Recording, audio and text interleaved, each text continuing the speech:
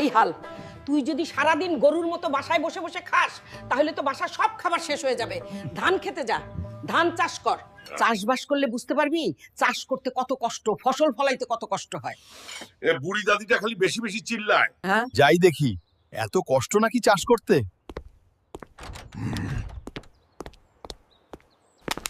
এসব তো আমার বাঁ হাতের খেল, এগুলো করতে আবার কিসের কষ্ট?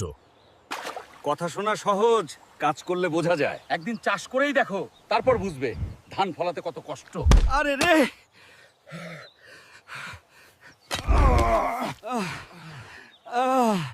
আরে কৃষি কাজ করতে তো আসলেই অনেক প্যারা।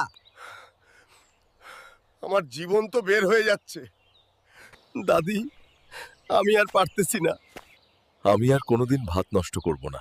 আচ্ছা ঠিক আছে হাল, এবার তুই বুঝলি। হাল্ক তাড়াতাড়ি যা বাইরে। সবাই চিল্লাচিল্লি করছে, কিছু একটা বড় পোকা আসছে যা আমাদের সব ধান নষ্ট করে দিচ্ছে। আরে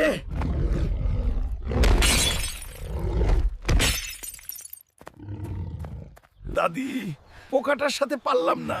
ডরাইস না, পাশের গ্রামে যা, বড় আম গাছ আছে না, একটা আম নিয়ে আয়।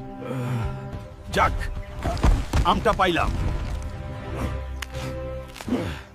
এখনই বাসায় ফিরতে হবে। বানর, সামনে থেকে সরে যা। যাব না, আমটা আমাকে দাও। বানর,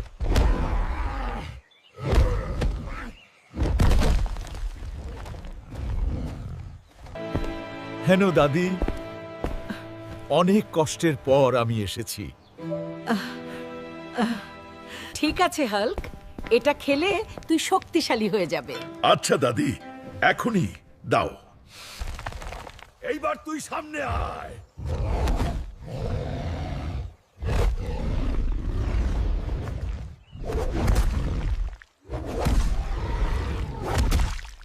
আজকে হাল্কের জন্য আমরা সবাই বেঁচে গেলাম।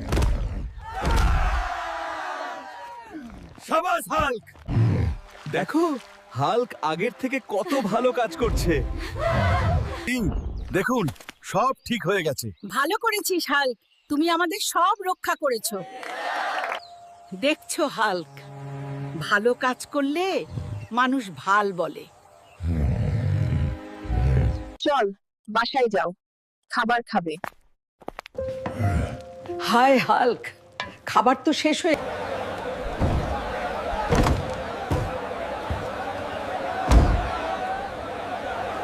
বড় মুরগি এসেছে, বাজার ভাঙছে।